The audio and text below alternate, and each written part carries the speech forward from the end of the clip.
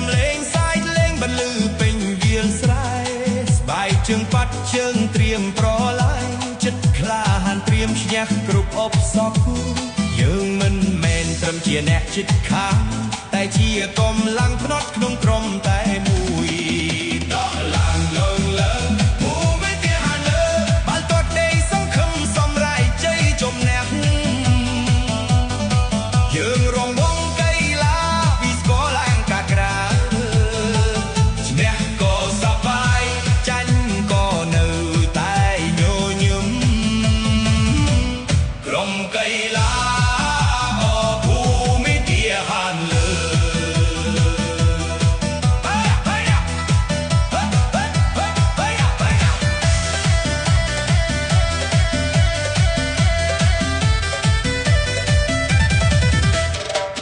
មេឃងងឹតបន្តិចក៏មិនថ្វីភ្លើងស្តុបតូចតូចបំភ្លឺទីលាន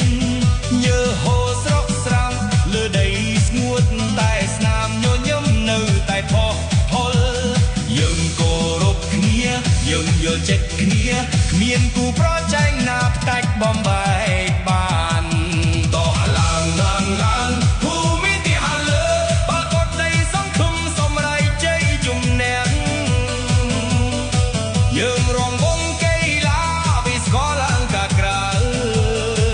ឈ្នះក៏សប្បាយចាញ់ក៏នៅតែញញឹមក្រុមកីឡាភូមិទីហានលើភូមិទីហានលើភូមិទីហានលើរងវងកីឡាយើងសប្បាយទាំងអស់គ្នា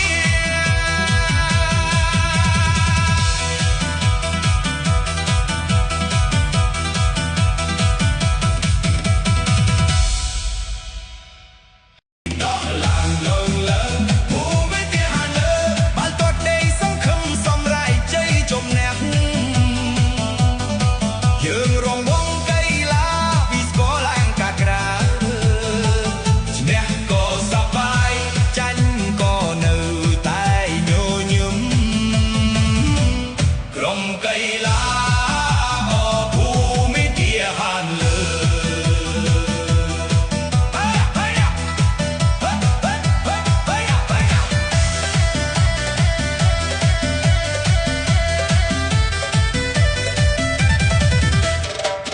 មេឃងងឹតបន្តិចក៏មិនថ្វីភ្លើងស្តុបតូចតូចបំភ្លឺទីលាន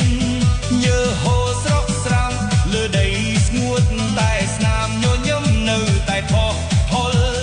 យើងគោរពគ្នាយើងយល់ចិត្តគ្នាគ្មានគូប្រជែងណាផ្ដាច់បំបែក